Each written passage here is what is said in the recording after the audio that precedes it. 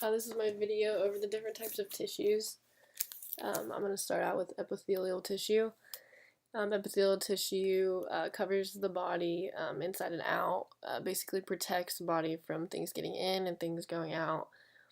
It's avascular, which means it has no blood supply, and cells reproduce quickly, so that explains like the scabs and scarring. And then there's different kinds of epithelial tissue, simple and stratified. Simple means single layered and stratified means multiple layers. And then there's different shapes of the cells, cuboidal, which is like cube shaped, squamous, which is flat or squished, and columnar, which is in columns. These can all be like mixed and matched and found throughout the body. And then there is also pseudostratified. Pseudo means false, so it's really one layer, but it looks like there's multiple layers in the cell. And then there's transitional epithelium. This is found in the urinary bladder, and it doesn't allow there to be any leaking. The cells are very tightly packed together, and it's very flexible. And then there's glandular epithelium, which makes up the glands. This type secretes different hormones and such, depending on which gland it is. Next we have connective tissue. It's the most abundant tissue found in the body. It's kind of found all the way throughout your body. Cells found in the connective tissue would be mast cells, macrophages, and fibroblasts. They all have different functions. And then the fibers found in the connective tissue would be collagenous and elastic. Elastic are respiratory tissues, and then collagenous is like bones, ligaments, and tendons. And then there's different types of connective tissue, which be loose, adipose, fibrous, and dense.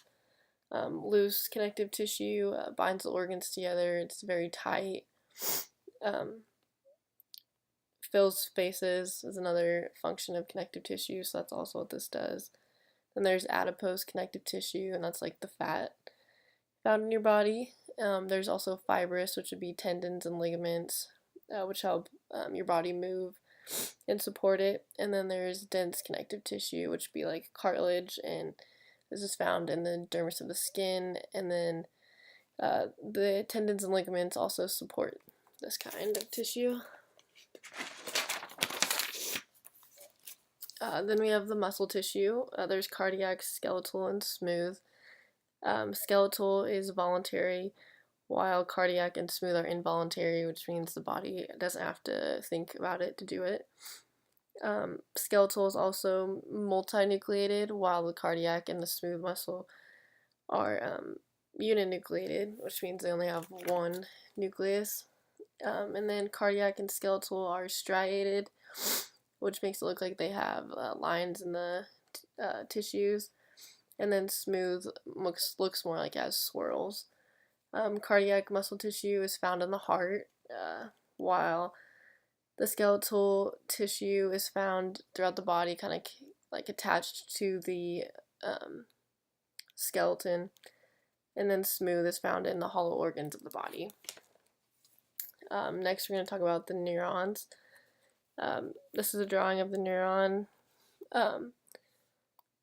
Cell body is right here, then this is the whole neuron, and then the neuroglia. And where is nervous tissue found? It is found in the brain, skeleton, throughout the body. And then neurons function, they are basically transmitters for the body. They help receive and transmit information to the brain.